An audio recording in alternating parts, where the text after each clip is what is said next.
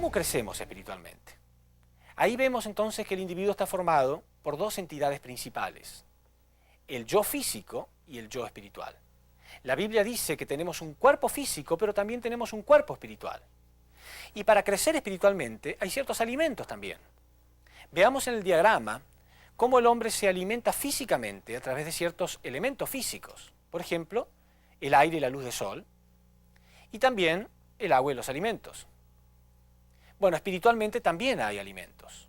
El hombre recibe de Dios amor y verdad, y una vez que recibe estos elementos, él entrega a su cuerpo físico elementos espirituales. Esos elementos espirituales son aquellos que nos hacen estar inspirados. Cada uno de nosotros, después de que recibe amor y verdad, se siente inspirado. Y una vez que nos sentimos inspirados porque estamos recibiendo amor y verdad, estamos entregando buenos elementos espirituales a nuestro cuerpo físico. Entonces nuestro cuerpo físico entrega naturalmente elementos de vitalidad. ¿Cuáles son esos elementos de vitalidad que nuestro cuerpo físico entrega al espíritu? Las buenas acciones. Pero solamente hacemos buenas acciones cuando hemos recibido amor y verdad. Si yo me conecto con la fuente del amor y la verdad, que es Dios, estoy entregando buenos elementos espirituales y estoy motivado a hacer buenas acciones. ¿Por qué la gente hoy en día no está muy motivada a hacer buenas acciones? Porque no hay amor y verdad. Porque la fuente del amor y la verdad es Dios. Y el hombre cortó su relación con Dios. Entonces en su lugar recibe odio y mentira. Entonces recibe malos elementos espirituales. Y termina sintiendo el impulso de hacer malas acciones. Y al final él mismo no es feliz, ni hace feliz a otro. Bien, veamos acá. La relación entre Dios y el hombre es semejante a la relación entre la mente y el cuerpo. Dios es invisible, la mente es invisible. La mente ordena, el cuerpo responde.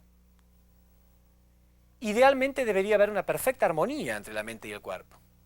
Cuando nuestro cuerpo nos responde, automáticamente nuestra mente siente alegría. Cuando nuestra mente tiene un deseo, esperamos que el cuerpo responda, ¿no es cierto? Bueno, con Dios ocurre exactamente igual. Dios es como la mente que habitaría dentro de nosotros y nosotros seríamos como el cuerpo de Dios. Imagínense una persona que tiene un accidente y de pronto queda inválido, queda paralítico. ¿Cómo se sentiría? Su mente sigue siendo igual, pero su cuerpo ya no le responde. Trágico, ¿no es cierto? Bueno, si vemos en este diagrama, la relación entre Dios y el hombre iba a ser igual. Dios habita dentro del hombre, pero el hombre cortó su relación con Dios. Y hemos dejado a Dios como si estuviera en estado de coma. Dios sigue siendo el mismo Dios, pero está en estado de coma. Es como paralítico, el hombre no le responde. Si una persona está en estado de coma, parecería que su mente no existiera. La mente existe, pero parece que no estuviera ahí porque no responde. Por eso mucha gente hoy en día piensa quizá Dios no exista.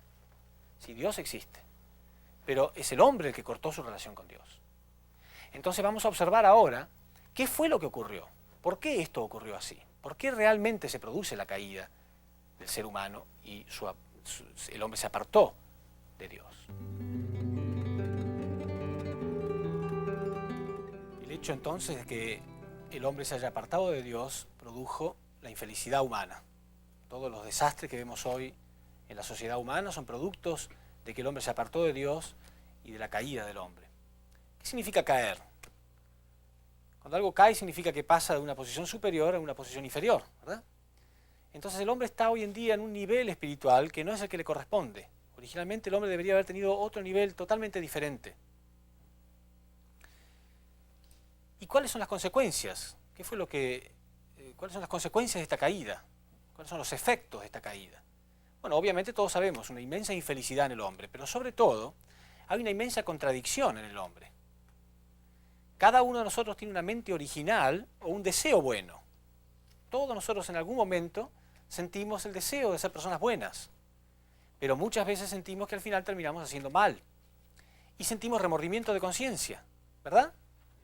Y ese remordimiento de conciencia no nos hace nada feliz. Muchas veces tenemos que derramar lágrimas de remordimiento. Les quiero leer un versículo bíblico muy famoso, un pasaje bíblico en Romanos, capítulo 7, versículo 18 en adelante, de lo que decía San Pablo al respecto. San Pablo era un santo, obviamente, quizá con un nivel muy superior a la mayoría de nosotros. Sin embargo, él decía lo siguiente, a ver si ustedes se sienten reflejados en esto. Él decía así: y yo sé que en mí, esto es en mi carne, no mora el bien, porque el querer el bien está en mí, pero no el realizarlo. Porque no hago el bien que quiero, sino que obro el mal que no quiero. Eso hago. Y si hago lo que no quiero, ya no lo hago yo, sino el pecado que mora en mí. Así que queriendo yo hacer el bien, hallo esta ley, que el mal está en mí. Porque según el hombre interior, me deleito en la ley de Dios. O sea, mi parte interna, mi parte espiritual, se deleita en hacer la voluntad de Dios. Pero veo otra ley en mis miembros, que se rebela contra la ley de mi mente, y que me lleva cautivo a la ley del pecado que está en mis miembros. Miserable de mí. ¿Quién me liberará de este cuerpo que me lleva a la muerte? Miserable de mí. Él se sentía miserable. Él, que era un santo, se sentía miserable. ¿Cómo no se va a sentir el hombre común miserable hoy en día? Por supuesto que sí. Pero no vamos a solucionar esto a menos que sepamos qué fue lo que produjo la caída humana.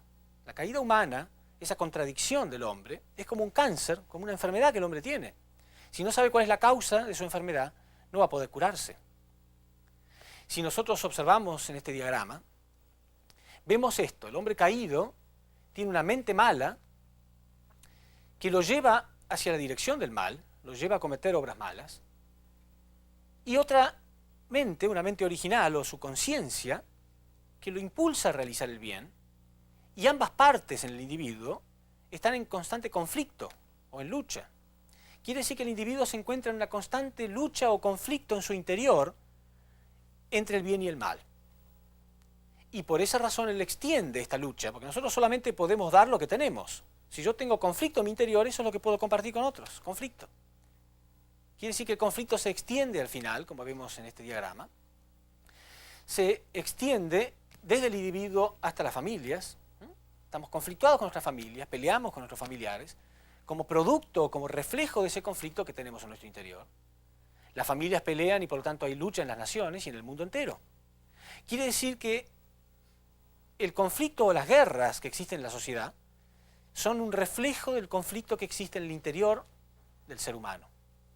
¿Cómo solucionamos este grave problema? Solamente, repito, sabiendo la causa de este verdadero problema. Y la causa del problema, la caída del hombre, es en realidad espiritual. Es un problema espiritual. Sin entender la existencia del mundo espiritual, sin que ustedes entiendan realmente la existencia de nuestro cuerpo espiritual y de un mundo espiritual, va a ser muy difícil que entendamos la verdadera causa del problema humano. La Biblia nos cuenta cómo fue la caída humana, pero lo cuenta de un modo simbólico. Hay una historia ahí en la Biblia, en el Génesis, que habla que Dios creó a Adán y Eva en el jardín del Edén, y que en el centro del jardín del Edén, dos árboles. Podemos ver esto en este gráfico: el árbol de la vida y el árbol de la ciencia del bien y del mal, el cual tenía un fruto que Dios había prohibido al hombre que él comiera.